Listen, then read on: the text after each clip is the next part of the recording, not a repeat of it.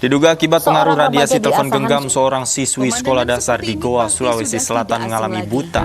Sebelum kehilangan penglihatannya, siswi mengalami pusing dan mata sebelah kirinya buram.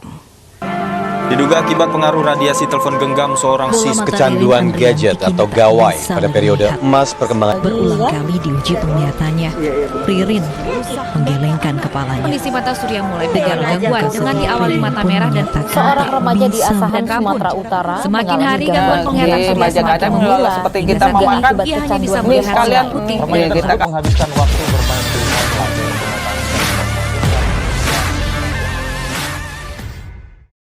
Halo teman-teman, Assalamualaikum warahmatullahi wabarakatuh. Nah, dari video tersebut kira-kira apa sih yang menjadi penyebab dari kasus tersebut? Nah, sebelum kita membahas lebih jauh, alangkah lebih baiknya jika kita membahas terlebih dahulu bagaimana proses dan cara kerja mata kita dalam menyerap cahaya yang masuk sehingga memungkinkan kita untuk melihat sekitar. Nah, dari sini nantinya dapat kita identifikasi yang menjadi masalah pada kasus tersebut sehingga kita bisa menentukan tindakan preventatif dan pengobatan yang tepat untuk kesehatan mata. Mata adalah salah satu karunia dari Tuhan yang harus kita syukuri. Melalui mata, kita dapat menyaksikan indahnya angkasa, melihat bagaimana penampilan kota tempat tinggal kita dari waktu ke waktu. Dan tentunya, melalui mata pula lah kita dapat melihat orang-orang yang kita sayangi. Inilah bola mata kita jika ditampilkan tanpa alis dan kelopaknya. Bola mata tersebut memiliki bagian-bagian dengan fungsi yang berbeda. Kita akan bahas satu-satu.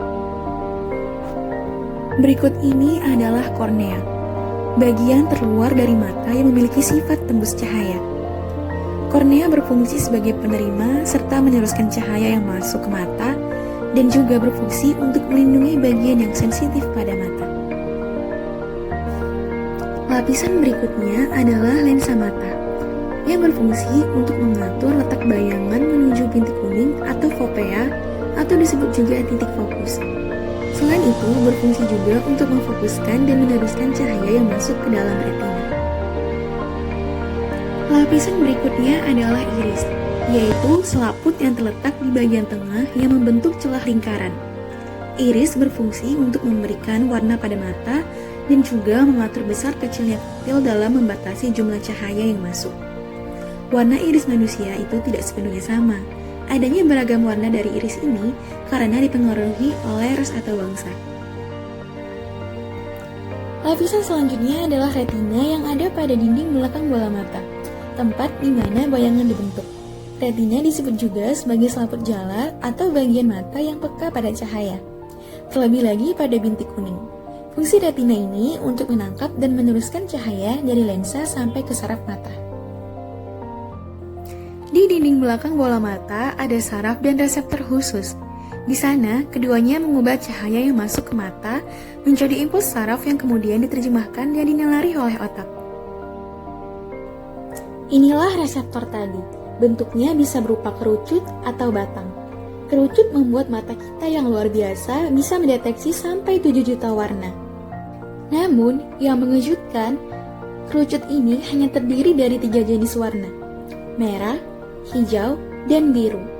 Kombinasi dari ketiganya lah yang memungkinkan kita melihat magenta, chartreuse, atau cyan. Kecuali bagi orang yang buta warna. Bisa jadi mereka kehilangan salah satu dari jenis warna tadi atau itu tidak bekerja sebagaimana mestinya. Jadi, orang yang buta warna sama sekali tidak melihat warna tertentu atau warna objek yang dilihat agak samar. Ada juga sel batang. Tugasnya menangkap warna hitam, putih, dan lebih dari 500 warna abu-abu di antaranya. Rupanya, ada lebih dari 50.000 warna abu-abu. Sel batang juga lebih banyak dari kerucut, dan sebagian besar bertanggung jawab terhadap penglihatan periferal.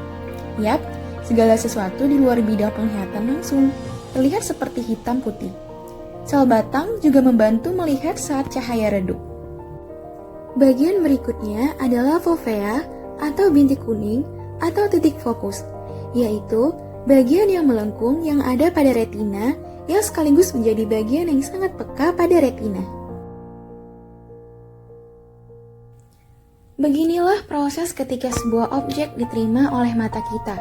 Di sini, kita menggunakan sinar dari senter sebagai objeknya. Ketika cahaya masuk mata kita melalui kornea, cahaya tersebut diteruskan lensa menuju fovea atau bintik kuning yang diteruskan kembali oleh saraf optik menuju otak. Informasi yang diperoleh tersebut direkam di otak untuk proses mengidentifikasi hingga akhirnya kita dapat membedakan benda atau objek yang kita lihat. Begitulah proses terjadi penglihatan hingga kita bisa mengenali sebuah objek.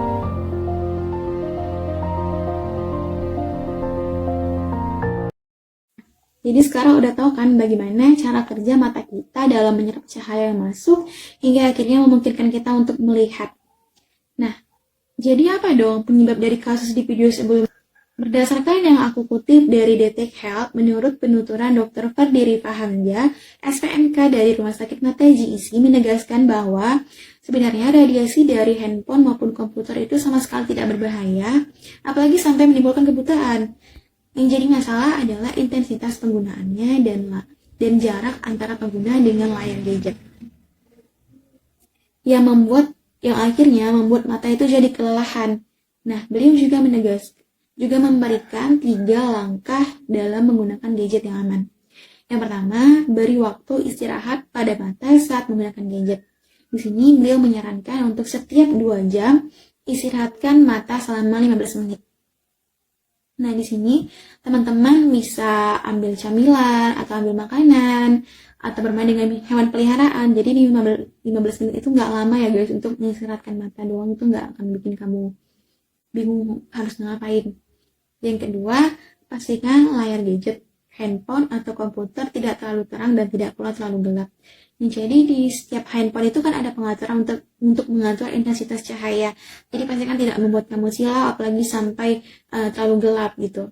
Yang ketiga, setiap 20 menit di depan layar gadget, istirahatkan mata selama 20 detik atau alihkan pandangan ke objek lain. Nah, sekali lagi, 20 detik itu nggak lama guys, nggak akan bikin kamu sampai ketinggalan update terbaru dari TikTok. Jadi demi kesehatan mata kita, pastikan penggunaan gadget kamu sudah aman. Nah, saya tegaskan lagi bahwa pada video sebelumnya yang menyebabkan kebutaan itu bukan radiasi HP-nya, tapi intensitas penggunaan dan jarak pengguna dengan layar HP yang akhirnya menyebabkan mata jadi kelelahan. Nah, semoga apa yang sudah saya sampaikan dari awal sampai akhir ini bermanfaat bagi kita semua. Saya Norisna Malija dari KM 8 semester 1 tahun 2022. Pamit undur diri, semoga bermanfaat dan Assalamualaikum warahmatullahi wabarakatuh.